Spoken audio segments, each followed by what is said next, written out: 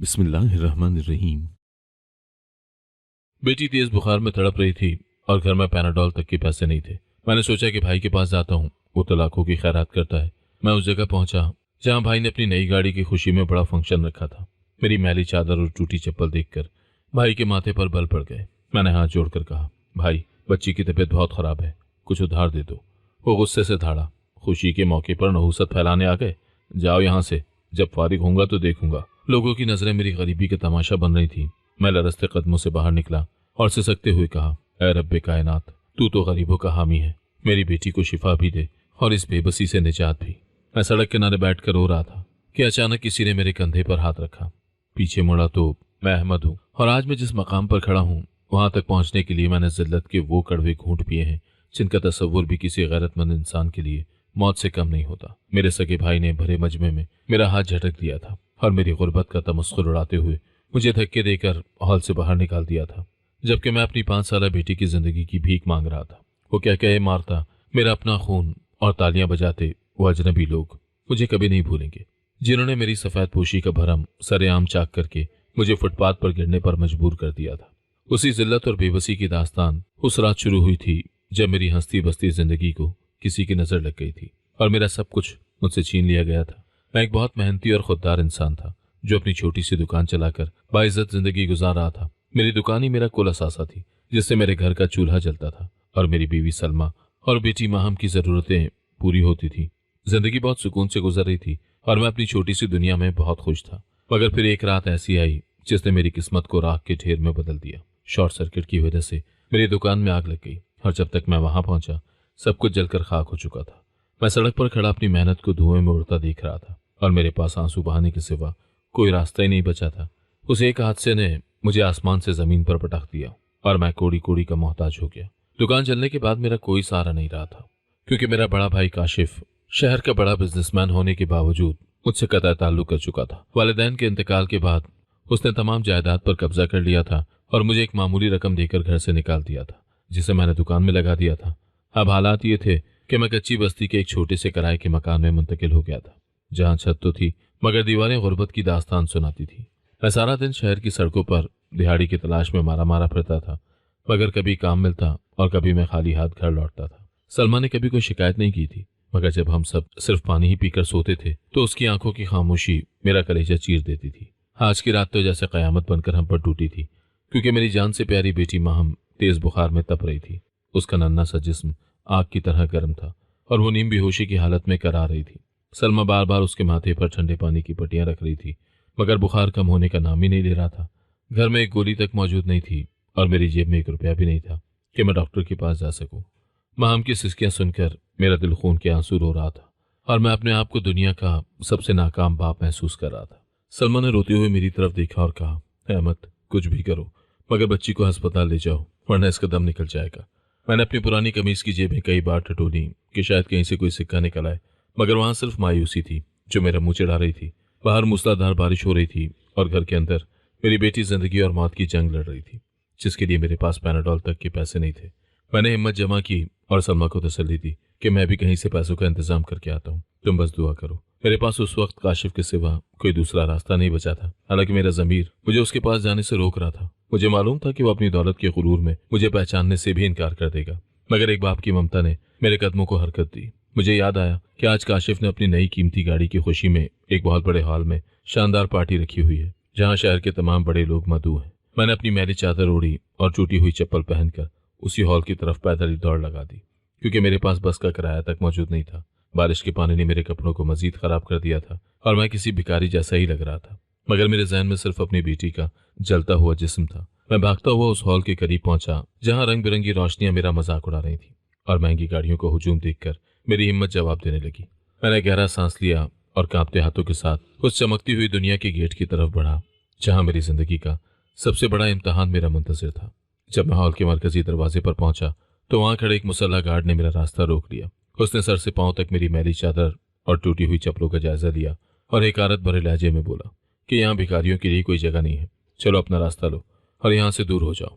उसके अल्फाज मेरे दिल में तीर की तरह पैवस्त हो रहे थे, मगर मैंने हाथ जोड़ दिए और गिड़गिड़ा कर कहा कि मैं भिखारी नहीं हूँ, बल्कि अंदर मौजूद काशिफ साहब का छोटा भाई हूँ। गार्ड ने ये सुनते ही एक जोरदार कहका लगाया और अपने साथी की तरफ देखकर बोला, देखो भाई, अब ये फकीर भी खुद को अमीरों का रिश्तेदार बताने लगे हैं। मैंने उसे बार बार यकीन दिलाने की कोशिश की कि मेरी बेटी मर रही है और मुझे सिर्फ अपने भाई से एक बार मिलने दिया जाए, मगर उसने मुझे बाजू से पकड़कर पीछे धकेल दिया।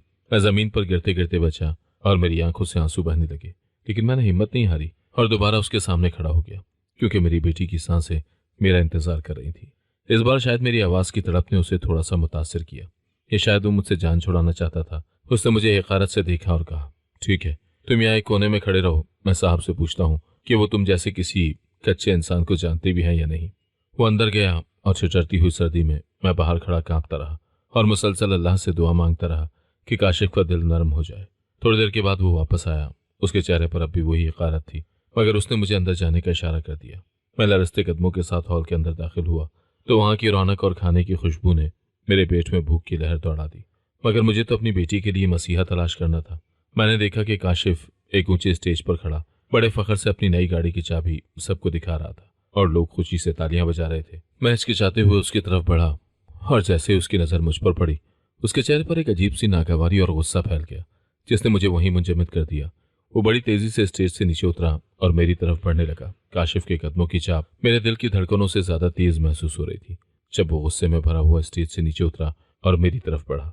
उसकी आंखों में मेरे लिए कोई हमदर्दी या रिश्तेदारी का एहसास नहीं था, बल्कि एक ऐसी नफरत थी जैसे उसने किसी गंदी चीज को अपनी खूबसूरत और महंगी महफिल में देख लिया हो। उसने मेरे करीब आते ही मेरा बाजू इतनी जोर से जकड़ा कि मेरी हड्डियों में दर्द की लहर दौड़ गई और मुझे एक तरफ घसीटते हुए दबी आवाज में गुस्से से फुनकारा कि तुम्हारी हिम्मत कैसे हुई यहाँ आने की, और क्या मैंने तुम्हें सख्ती से मना नहीं किया था कि मेरी नजरों से दूर रहा करो। उसकी गिरफ्त इतनी मजबूत थी कि मुझे अपना बाजू नीला पड़ता हुआ महसूस हो रहा था, मगर मेरी जबान पर सिर्फ बेटी का नाम था। मैंने अपनी कांपती हुई आवाज को सहारा दिया और उसके सामने हाथ जोड़कर मिन्नत की कि भाई, मैं बहुत मजबूर होकर आपके पास आया हूँ, वरना मैं कभी आपकी खुशियों में खलल ना डालता, लेकिन मेरी बेटी माहम जिंदगी और मौत की कश्मकश में है। उसका पूरा जिस्म बुखार से तप रहा है। मेरी आवाज हाल की खामोशी में साफ सुनाई दे रही थी और आसपास खड़े लोग अपनी गुफ्तगू छोड़कर हमारी तरफ मुतवज्जा हो रहे थे, जिसने काशिफ के गुस्से को मजीद भड़का दिया था। उसने मेरा बाजू झटक दिया और ऊंची आवाज में बोलना शुरू कर दिया ताकि सब सुन सकें कि देखो, ये शख्स खुद को मेरा भाई कहता है, मगर इसकी औकात देखो कि ये हमेशा भिखारियों की तरह मेरे पीछे पड़ा रहता है, और आज इसने यहाँ आकर मेरी नाक कटवा दी है। काशिफ की हर बात मेरे दिल पर जख्म लगा रही थी, मगर मैं अपनी बेटी के मासूम चेहरे को याद करके सब कुछ बर्दाश्त कर रहा था और मुसलसल उससे उधार मांग रहा था कि मैं मजदूरी करके तुम्हारा एक एक पैसा लौटा दूंगा, बस इस वक्त मेरी बच्ची को अस्पताल ले जाने के लिए कुछ रकम दे दो, वरना वो मर जाएगी। मुझे अपनी इज्जत नफ्स खाक में मिलती हुई महसूस हो रही थी, मगर बाप की बेबसी हर जज्बे पर गालिब आ चुकी थी और मैं उसके पैरों में गिरने के लिए तैयार था। हॉल में मौजूद मेहमानों की नजरें मेरी टूटी हुई चप्पलों और बारिश से भीगी हुई मैली चादर पर जमी हुई थी और मुझे लग रहा था कि मैं उन सब के लिए एक तमाशा बन गया हूँ। लेकिन काशिफ को इस बात की कोई परवाह नहीं थी। उसने एक जोरदार तंजिया कहका लगाया जो मेरे कानों में हथौड़े की तरह लग रहा था और बोला, तुम जैसे लोग कभी मेहनत करना नहीं सीखते, बल्कि हमेशा दूसरों की कमाई पर नजर रखते हो, और आज तुमने मेरी इतनी बड़ी कामयाबी के दिन यहाँ आकर अपनी मनहूस शक्ल दिखाकर सब कुछ बर्बाद कर दिया है। उसने मेरी गिड़गिड़ाहट को मुकम्मल तौर पर नजरअंदाज कर दिया और अपनी जेब से पर्स निकालकर उसमें से 100 रुपए का एक नोट निकाला और उसे बड़ी हिकारत आमेज तरीके से मेरी तरफ फेंक दिया, जैसे किसी कुत्ते के सामने हड्डी फेंकी जाती है। नोट हवा में लहराता हुआ मेरे कदमों में कीचड़ के पास आ गिरा और काशिफ ने गरज कर कहा, ये लो कराया, और अभी के अभी यहाँ से दफा हो जाओ और दोबारा कभी मुझे अपनी ये शक्ल मत दिखाना, वरना मैं भूल जाऊंगा कि हमारा कोई ताल्लुक भी है या कभी था। मेरे लिए वो 100 रुपए का नोट एक इमदाद नहीं बल्कि मेरी इज्जत का सौदा था, जो मेरे सगे भाई ने भरी महफिल में सरेआम किया था। इसीलिए मैंने उसे वहीं पड़ा रहने दिया और मेरी आंखों से बेख्तियार गर्म आंसू बहने लगे। मैंने एक आखिरी बार उसकी तरफ देखा कि शायद उसे अपने खून पर थोड़ा सा तरस आ जाए, मगर उसके चेहरे पर सिर्फ बेहिसी थी। उसने मुड़कर सिक्योरिटी गार्ड को इशारा किया कि इस शख्स को बाहर निकालो, क्योंकि मेरे मुअज़्ज़िज़ मेहमान इसकी वजह से डिस्टर्ब हो रहे हैं। गार्ड ने फौरन आगे बढ़कर मुझे दोनों बाजुओं से पकड़ा और घसीटते हुए हॉल के मरकजी दरवाजे की तरफ ले जाने लगे, जबकि पीछे से काशिफ की पार्टी की मौसीकी और लोगों के कहकाओं की आवाज़ें दोबारा गूंजने लगी थी, जो मेरे जख्मों पर नमक छिड़क रही थी। गार्ड ने मुझे हाल के बाहर सड़क पर इस बेदर्दी से धक्का दिया कि मैं औंधे मुंह कीचड़ में जा गिरा और मेरी टूटी हुई चप्पल पांव से निकलकर दूर गंदे पानी में जा पड़ी। बारिश की शिद्दत अब मजीद बढ़ चुकी थी और आसमानी बिजली की कड़क मेरे अंदर के दर्द को बयान कर रही थी। जब मैंने लरसते हुए अपने आप को संभाला और सड़क किनारे फुटपाथ पर बैठकर अपना सर घुटनों में दे दिया, मेरी हिम्मत अब जवाब दे रही थी और मुझे समझ ही नहीं आ रहा था कि मैं खाली हाथ घर जाकर सलमा को क्या जवाब दूंगा। उसका शौहर अपनी बेटी की जिंदगी के लिए चंद सिक्के भी नहीं ला सका और जिल्लत की गठड़ी उठाकर वापस आ गया है। मैंने अपनी मैली चादर से चेहरा छुपाया और ज़ारो कतार रोने लगा और मेरी सिसकियां बारिश के शोर में दबकर रह गईं। लेकिन मेरा दिल मुसलसल अल्लाह से फरियाद कर रहा था कि ऐ रब्बे कायनात, तू तो सब कुछ देख रहा है और तू ही तो गरीबों का आखिरी सहारा है। मैंने आसमान की तरफ मुंह करके बुलंद आवाज में कहा, मौला, मेरा भाई तो पत्थर हो गया है और उसने अपनी दौलत के नशे में मुझे पहचानने से इनकार कर दिया है, मगर तू तो रहीम है, मेरी बेटी को शिफा दे दे और मुझे इस बेबसी से निजात दिला दे। मैं काफी देर तक वहीं बैठा रोता रहा और मुझे अपनी जिंदगी बिल्कुल अंधेर लग रही थी कि अचानक मुझे महसूस हुआ जैसे किसी ने बहुत नरमी से मेरे कंधे पर हाथ रखा हो। मैंने डरते हुए और अपने आंसू पोंछते हुए पीछे मुड़कर देखा तो मेरे सामने एक बहुत ही बावकार बुजुर्ग शख्स खड़े थे जिन्होंने 3 पीस सूट पहन रखा था और उनके हाथ में एक छतरी थी। उनके चेहरे पर एक अजीब सा इत्मीनान और हमदर्दी थी और उनका लिबास बता रहा था कि वो भी उसी पार्टी का हिस्सा थे, मगर उनकी नज़रों में वो हक़ारत नहीं थी जो मैंने अंदर सबकी आंखों में देखी थी। उन्होंने मुझे सहारा देकर उठाया और बहुत ही धीमी आवाज में पूछा, बेटा, मैं काफी देर से तुम्हें देख रहा हूँ, तुम इस तरह सड़क पर बैठकर क्यों रो रहे हो और तुम्हारे साथ अंदर क्या मामला हुआ है जो तुम्हें इस हाल में बाहर निकाला गया है। मैंने हिचकिचाते हुए और हिचकियां लेते हुए उन्हें अपनी तमाम रुदात सुना दी कि मेरी 5 साला बेटी अस्पताल में मौत से लड़ रही है और मेरा सगा भाई मुझे धक्के देकर निकाल चुका है। उन बुजुर्ग ने, जिनका नाम सेठ उस्मान था, मेरी बात बड़े गौर से सुनी और फिर उनकी आंखों में एक अज़म चमका और उन्होंने कहा, बेटा, हौसला रखो, क्योंकि जब दुनिया के तमाम दरवाजे बंद हो जाते हैं तो पाक परवरदिगार अल्लाह का दरवाजा खुलता है और अब तुम अकेले नहीं हो, मैं तुम्हारे साथ तुम्हारे घर चलूंगा। सेठ उस्मान ने मेरा हाथ पकड़कर अपनी आलीशान गाड़ी की तरफ रहनुमाई की और मैं अपनी फटी हुई कमीज और मैली चादर के साथ उस मखमली सीट पर बैठने से कतराता रहा, क्योंकि मुझे डर था कि मेरी गुर्बत उनकी चमकती हुई गाड़ी को गंदा न कर दे।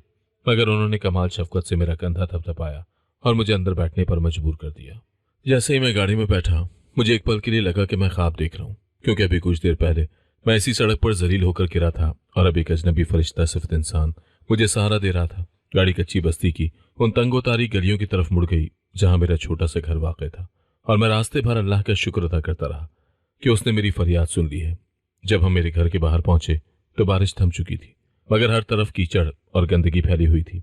लेकिन सेठ उस्मान ने अपने कीमती जूतों की परवाह किए बगैर गाड़ी से बाहर कदम रखा और मेरे साथ मेरे बोसीदा मकान के अंदर दाखिल हुए।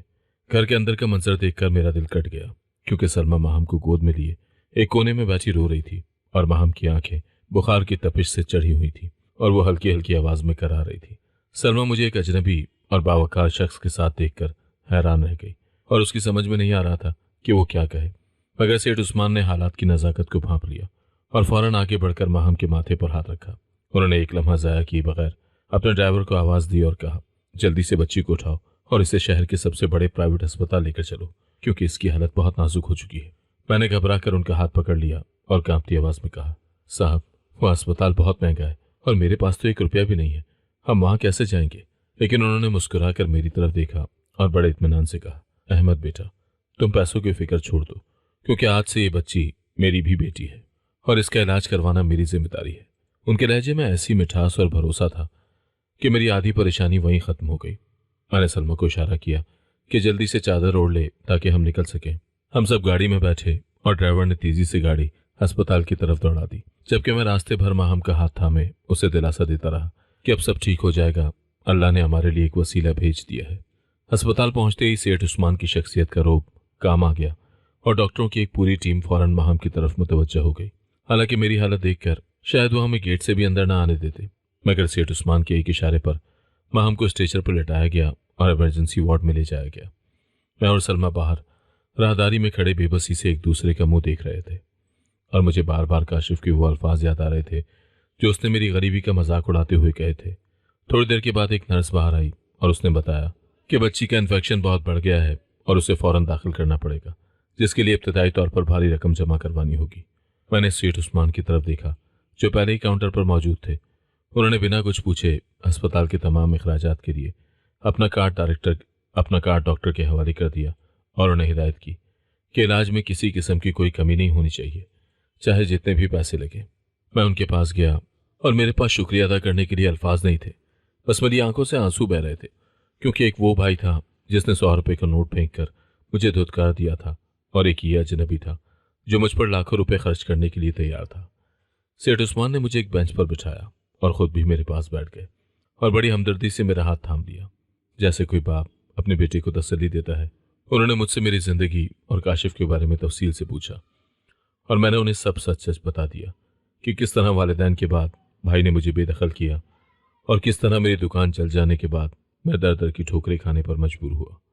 वो खामोशी से मेरी दास्तान सुनते रहे और उनके चेहरे के तासुरात बदलते रहे, जैसे वो किसी गहरी सोच में हो, लेकिन उनकी आंखों में मेरे लिए हमदर्दी कम नहीं हुई बल्कि मजीद बढ़ गई थी। कुछ घंटों के इंतजार के बाद डॉक्टर बाहर आया और उसके चेहरे पर इत्मीनान देखकर मेरी जान में जान आई। उसने बताया कि शुक्र है कि आप इसे सही वक्त पर ले आए, वरना बुखार दिमाग तक पहुंच सकता था, मगर अब बच्ची खतरे से बाहर है और दवाइयों ने अपना असर शुरू कर दिया है। सलमा ये सुनते ही सजदे में गिर गई और मैंने भी आसमान की तरफ देखकर अपने रब का शुक्र अदा किया जिसने एक अजनबी के दिल में हमारे लिए इतनी मोहब्बत डाल दी थी। सेठ उस्मान ने डॉक्टर का शुक्रिया अदा किया और फिर मेरी तरफ मुड़कर कहा, अहमद, अब तुम्हें परेशान होने की ज़रूरत नहीं है क्योंकि अल्लाह ने तुम्हारा इम्तहान ख़त्म कर दिया है। अब तुम्हारे अच्छे दिन शुरू होने वाले हैं।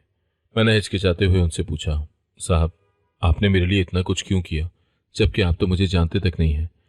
तो उन्होंने गहरी सांस ली और मेरी आंखों में देखकर बोले, अहमद, मैं उस पार्टी में मौजूद था और मैंने तुम्हारे और काशिफ के दरमियान होने वाली वो सारी बदतमीजी अपनी आंखों से देखी थी और तुम्हारी तजलील सुनकर मेरा दिल खून के आंसू रो रहा था।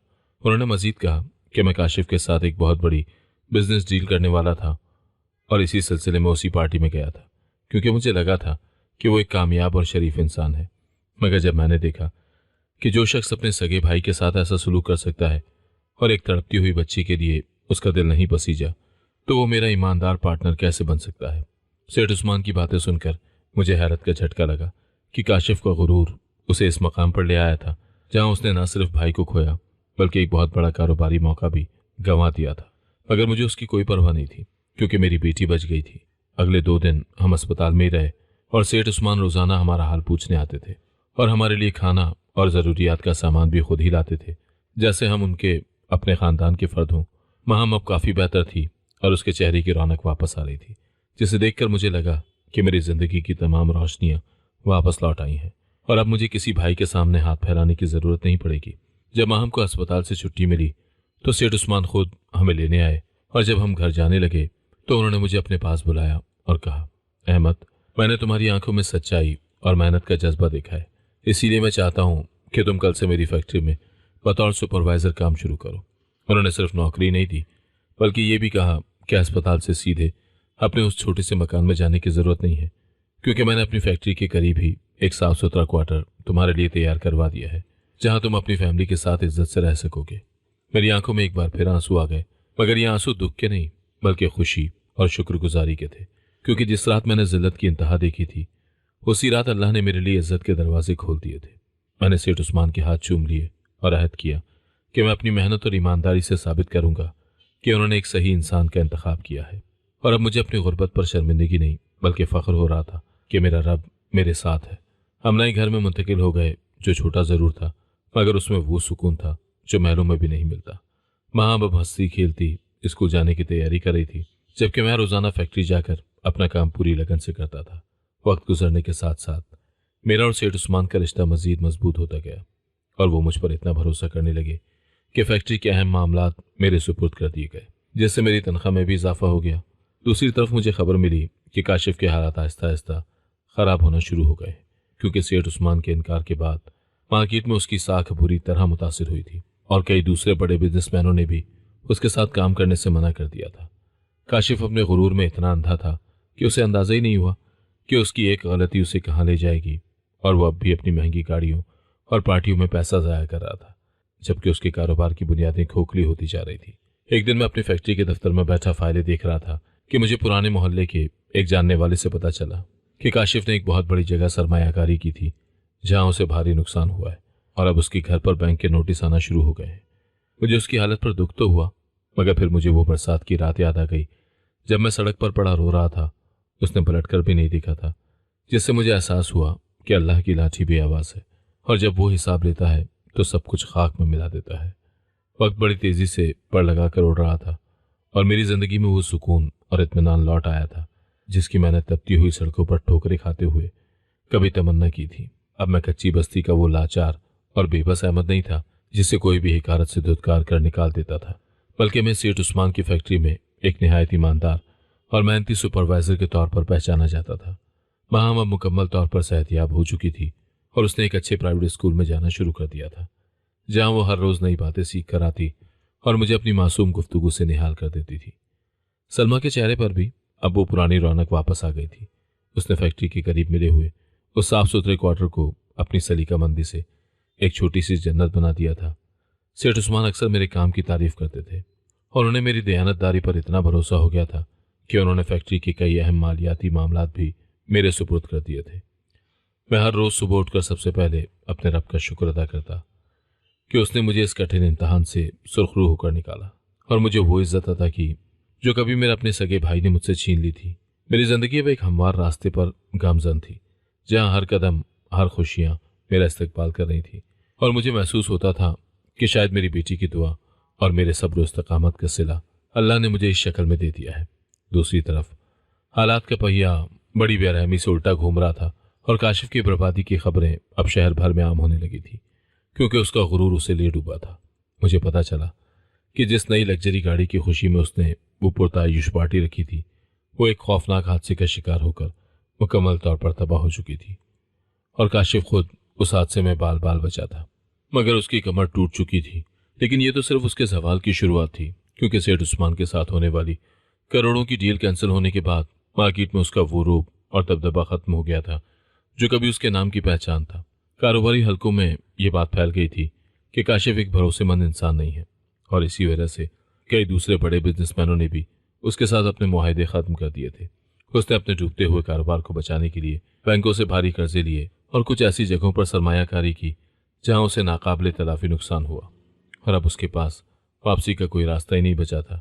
जिस दौलत और ताकत पर उसे कल तक नाज था, वही अब उसके लिए वबाले जान बन गई थी और कर्ज खा रोजाना उसके घर के चक्कर लगाने लगे थे, जिससे उसकी रही सही इज्जत भी खाक में मिल रही थी। मैं अक्सर तन्हाई में बैठकर सोचता था कि इंसान को अल्लाह ताला की दी हुई नेमतों पर कितना शुक्रगुजार होना चाहिए, क्योंकि ये सब कुछ एक लम्हे में छीना जा सकता है और कोई कुछ नहीं कर पाता। मुझे अपने भाई के मौजूदा हालात सुनकर दुख तो होता था, मगर जब भी वो बरसात की भीगी रात याद आती जब उसने 100 रुपये का नोट मेरे मुंह पर मारा था, तो मेरा कलेजा मुंह को आने लगता था।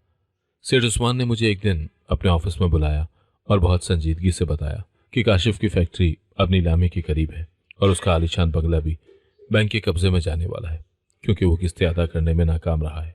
मुझे ये सुनकर एक शदीद झटका लगा कि मेरा अपना खून इस हाल में पहुंच गया है कि शायद अब उसके पास सर झुकाने के लिए कोई जगह भी न रहे। मगर मैं खामोश रहा, क्योंकि मैं जानता था कि ये सब मकाफात अमल है और अल्लाह की लाची बेआवाज़ होती है। महीनों का वक्त गुजर गया और मैं अपनी मेहनत और लगन में मगन रहा, यहाँ तक कि मैं फैक्ट्री के सबसे मोतबर ओहदे पर पहुंच गया, जहां लोग मेरी एक झलक देखने को तरसते थे। एक दिन मैं अपने एयर कंडीशन दफ्तर में बैठा कुछ फाइलों का जायजा ले रहा था कि अचानक चपड़ासी ने आकर इत्तला दी कि बाहर एक शख्स नौकरी की तलाश में आया है और बहुत मिन्नत समाजत कर रहा है कि उसे किसी भी हाल में बॉस से मिलने दिया जाए।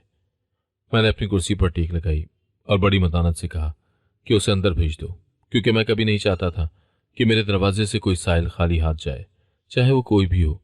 जब दफ्तर का दरवाज़ा खुला और वो शख्स अंदर दाखिल हुआ तो मेरे हाथ से फाइल नीचे गिर गई और मैं अपनी जगह पर मुंजमद होकर रह गया, क्योंकि सामने खड़ा इंसान पहचाना नहीं जा रहा था। उसके कपड़े मैले और पुराने थे और उसके चेहरे पर वो पुराना जाहो जलाल कहीं गायब हो चुका था, बल्कि अब वहां सिर्फ एक बेबसी और महरूमी के साए थे। उसने जैसी नजरें उठाकर मेरी तरफ देखा तो उसकी आंखें फटी की फटी रह गई और वो वहीं दरवाजे की चौखट पर ऐसे जम गया जैसे उसे सांप सूंघ गया हो। सामने कुर्सी पर बैठा हुआ शख्स कोई और नहीं बल्कि वही अहमद था जिसे उसने एक रात धक्के देकर बाहर निकाला था और आज वक्त ने उसे मेरे ही सामने सवाली बनाकर खड़ा कर दिया था। काशिफ के पैरों तले से जमीन निकल गई थी और वो मुझे उस आलीशान कुर्सी पर बैठा देखकर ऐसे साकत हो गया था जैसे उस पर किसी ने जादू कर दिया हो। वही भाई जिसने उसे भिखारी कहकर धुतकारा था और जिसकी गरीबी का तमाशा पूरी महफिल में बनाया था, आज वो उसके सामने एक कामयाब और बावकार इंसान बनकर खड़ा था। उसके होंठ अरस रहे थे और उसकी आंखों में नदामत के सिवा कुछ नहीं था, जबकि मेरे दिल में एक अजीब सी कैफियत पैदा हो रही थी। मैंने उसे गौर से देखा तो मुझे उस पर गुस्सा आने के बजाय शदीद तरस महसूस हुआ, क्योंकि वक्त ने उसे वो सबक सिखाया था जो मैं कभी उसे नहीं सिखा सकता था। اس کا وہ जाहो जलाल, वो कल्फ लगे महंगे कपड़े और वो रौनक अब पुरानी याद बन चुके थे, और उसकी जगह एक ऐसा शख्स खड़ा था जिसके चेहरे पर थकन, शिकस्त और परेशानी लिखी थी।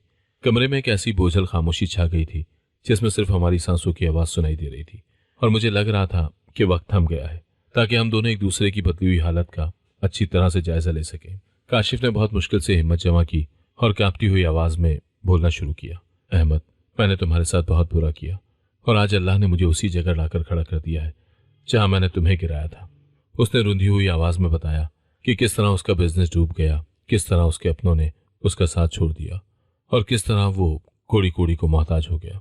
जब उसे पैसों की सख्त ज़रूरत थी, उसका वो आलीशान बंगला बिक चुका था और वो अब एक तंगो तारीख कमरे में रहता था जहां 2 वक्त की रोटी का इंतज़ाम करना भी उसके लिए एक बड़ा इम्तहान बन चुका था। वो यहाँ नौकरी की तलाश में आया था और उसे बिल्कुल अंदाज़ा नहीं था कि उस बड़ी फैक्ट्री का इंचार्ज मेरा अपना भाई होगा जिसे मैंने कभी धक्के देकर बाहर निकाला था। उसकी आवाज़ में वो करख्तगी और गरज मुकम्मल तौर पर ख़त्म हो चुकी थी जो कभी दूसरों को डराने के लिए काफ़ी होती थी, और अब वहाँ सिर्फ एक टूटे हुए इंसान की इल्तिजा थी। वो कह रहा था कि उसे कोई भी मामूली काम दे दिया जाए क्योंकि उसके पास अब इज्जत बचाने का कोई दूसरा रास्ता नहीं बचा था।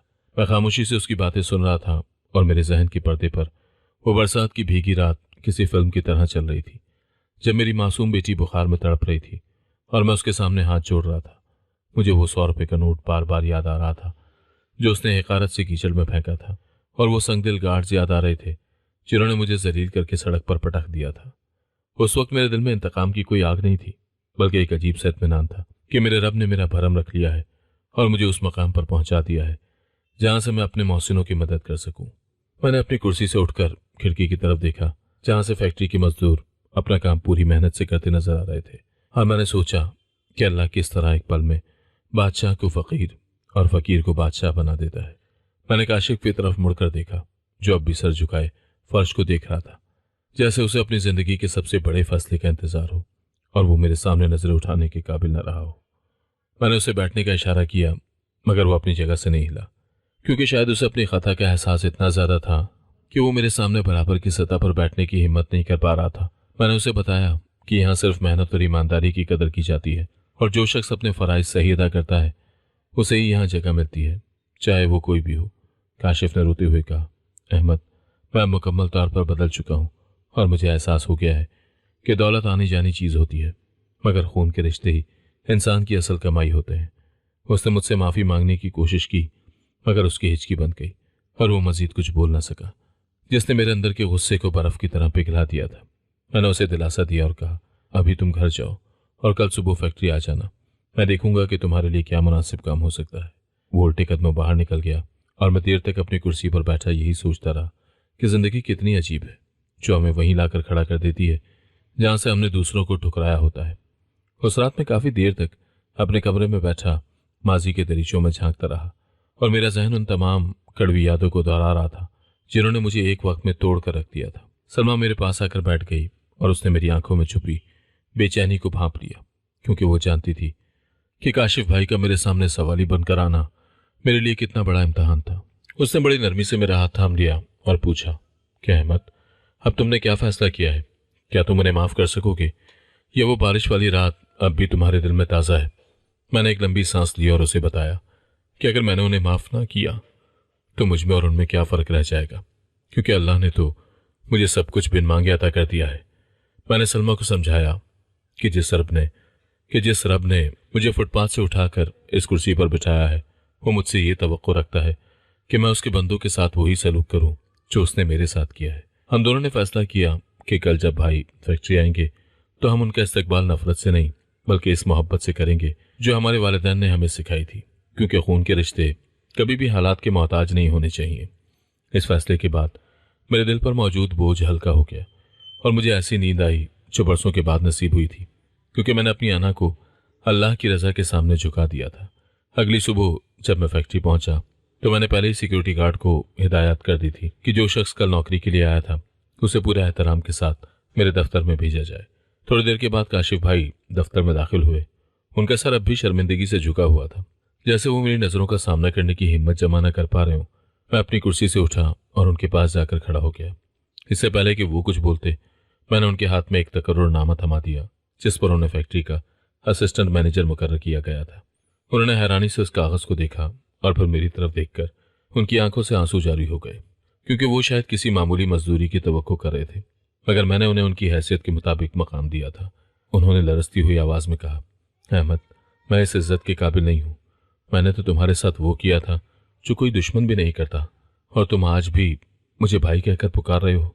मैंने उनके हाथ पकड़कर उन्हें सामने वाली कुर्सी पर बिठाया और कहा, भाई, वो वक्त गुजर चुका है और मैं उसे याद नहीं रखना चाहता, क्योंकि असल दोस्त पैसा नहीं बल्कि वो सुकून है जो अपनों के दरमियान रहकर मिलता है। काशिफ भाई फूट फूट कर रोने लगे और उन्होंने एतराफ़ किया कि जिस दिन उन्होंने मुझे धक्का दिया था उसी दिन से उनका जवाल शुरू हो गया था, क्योंकि उन्होंने एक मजबूर बाप की आह ली थी। दफ्तर के कामों से फारिग होकर मैं काशिफ भाई को अपने साथ अपने घर ले गया, जहां सलमा ने उनके लिए उनके पसंदीदा खाने तैयार कर रखे थे, जो वो कभी बचपन में शौक से खाया करते थे। जैसे ही हम घर में दाखिल हुए, मां हम भागती हुई आई और मैंने उसका तारुफ उसके बड़े अब्बू से करवाया, जिसे सुनकर काशिफ भाई के कदम लड़खड़ा गए और वो वहीं फर्श पर बैठ गए। उन्होंने माहम को गले लगाया और उनकी हिचकी बंद गई, क्योंकि ये वही बच्ची थी जिसकी जिंदगी के लिए मैंने उनसे भीख मांगी थी, और आज वही बच्ची उन्हें इतनी मोहब्बत से पुकार रही थी। माहम ने अपनी मासूमियत में उनके आंसू पहुंचे और पूछा कि बड़े अब्बू, आप क्यों रो रहे हैं? क्या आपको किसी ने डांटा है? जिस पर काशिफ भाई ने रोते हुए कहा, नहीं बेटा, मैं तो अपनी खुशकिस्मती पर रो रहा हूँ कि अल्लाह ने मुझे इतने अच्छे रिश्ते दिए हैं।